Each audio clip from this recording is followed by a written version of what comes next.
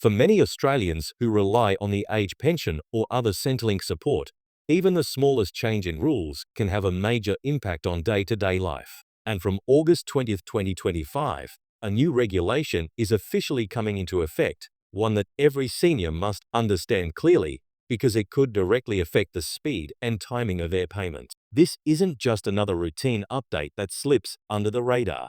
It's a rule tied to compliance, documentation, and verification, and if it's not followed correctly, seniors could see their pension delayed or even temporarily held up.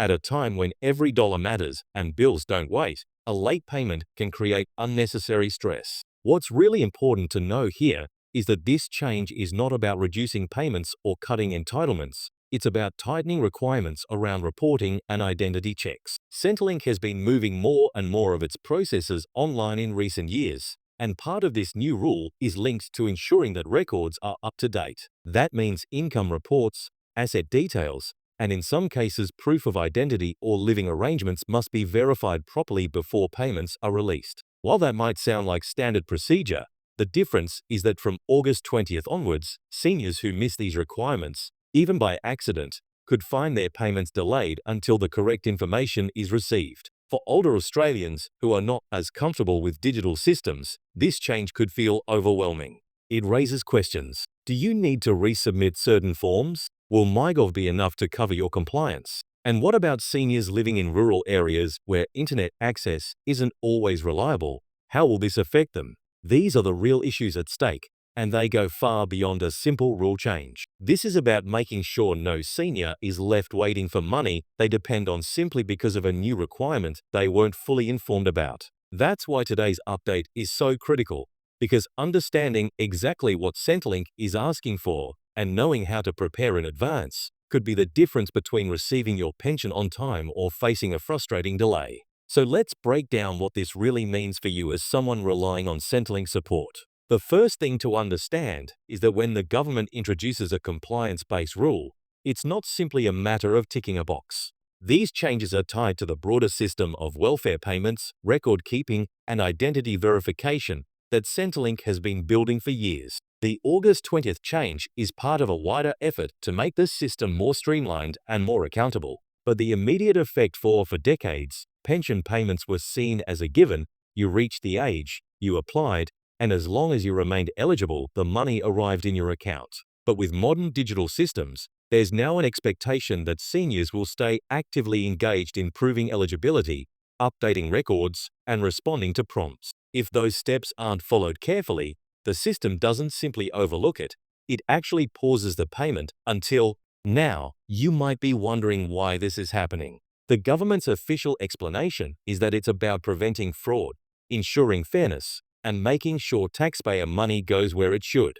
And while that might sound reasonable on paper, the reality for older Australians can feel very different. For someone who has worked hard all their life, paid taxes, and contributed to the economy, the idea of being told that your payment is on hold because a form wasn't updated correctly or because an online check wasn't completed feels frustrating, even unfair. The pension isn't charity, it's an entitlement earned through years of contribution.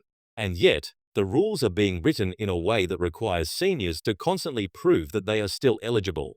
That's why August 20th is such a big date. It marks the beginning of a tougher stance on compliance, and anyone who isn't prepared could be caught off guard.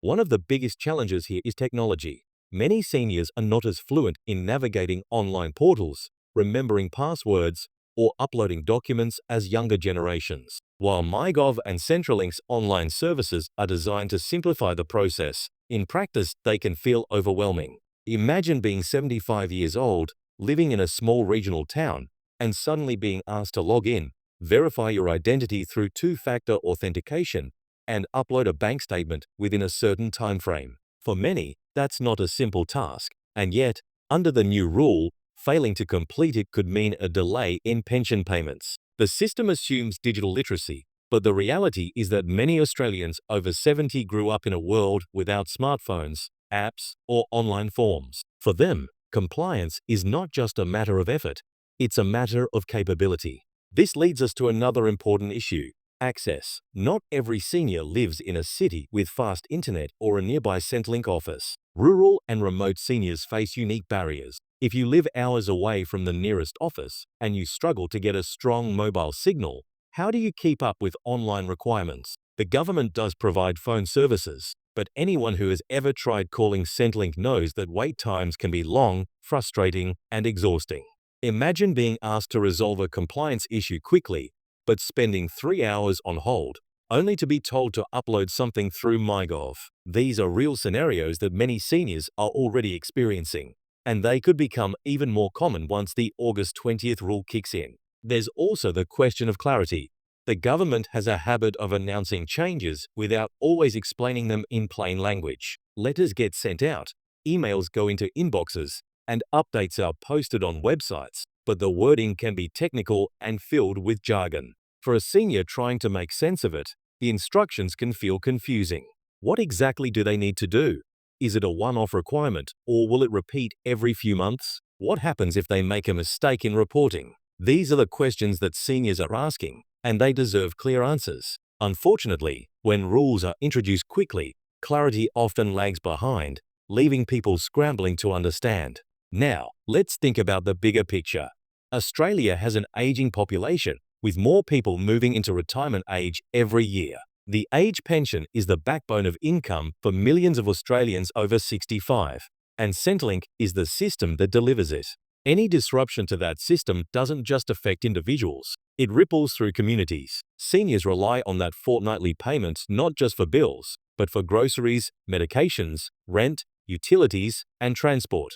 If a payment is delayed, even for a week, it can throw everything off balance. And unlike younger people, seniors often don't have as much flexibility to pick up extra work or borrow money. That's why compliance rules hit harder in this age group, because the margin for error is so small. It's also worth noting that many seniors are already juggling complex financial situations. Some receive part pensions, others combine pension payments with superannuation withdrawals, and others have small amounts of income from investments or casual work. The rules around income and asset reporting are already tricky, and mistakes are common. This new compliance requirement adds yet another layer of responsibility. Seniors will need to be extra vigilant about keeping everything accurate and up to date. A small oversight, like forgetting to declare a few $100s of bank interest, could now trigger delays under the new system. And while Centrelink does allow for corrections, the process can be slow, which only adds to the stress. But there is another side to this discussion too. Supporters of the rule argue that it creates fairness in the system. They point out that every year, millions of dollars are lost to incorrect claims, overpayments, or fraud. By tightening compliance, the government hopes to protect the integrity of the pension system for future generations. It's a perspective that resonates with some Australians, who want to see tax money managed carefully. But for seniors caught in the middle, the principle of fairness can feel hollow when it results in hardship. After all, it's not the fraudsters who suffer when the system gets stricter. It's often the ordinary pensioners who accidentally fall behind in paperwork. This brings us to the human element of the story. Behind every policy, there are real people. Imagine a widow in her late 70s who has just lost her partner and is dealing with grief while trying to manage her finances alone. Imagine a senior in his 80s who has limited mobility and can't easily visit a Centrelink office. Imagine a couple in their 70s who are trying to manage rising energy bills, medical costs, and groceries while also adjusting to new digital requirements. For these people, a delayed payment isn't just an inconvenience, it's a source of deep anxiety. They're the ones who feel the real impact of August 20th. The question, then, is how seniors can prepare. The key is awareness and readiness. Understanding what Centrelink expects, knowing the timelines, and making sure records are up to date can reduce the risk of delays. It might mean setting reminders to check MyGov regularly, or asking family members for help with online forms, or keeping documents like bank statements and utility bills organized and accessible. Preparation won't remove all the stress, but it can make the process smoother. The more informed you are, the less likely you are to be caught off guard. Of course, preparation isn't always easy. Not everyone has children or grandchildren nearby to help. Not everyone feels comfortable asking for assistance. and not everyone trusts digital systems to keep their information safe. These are valid concerns, and they highlight the gap between what the government expects and what many seniors are realistically able to do. That gap is where frustration builds, and it's where community organizations, advocacy groups, and even local MPs need to step in. Seniors deserve more than just rules. They deserve support to follow those rules. As we move closer to August 20th, more details will continue to emerge. Centrelink often releases updates in stages, clarifying requirements as questions are raised. But seniors can't afford to wait until the last minute. Being proactive, even in small ways, could prevent a lot of stress. It might feel unfair to carry the burden of responsibility when you've already done your part for society.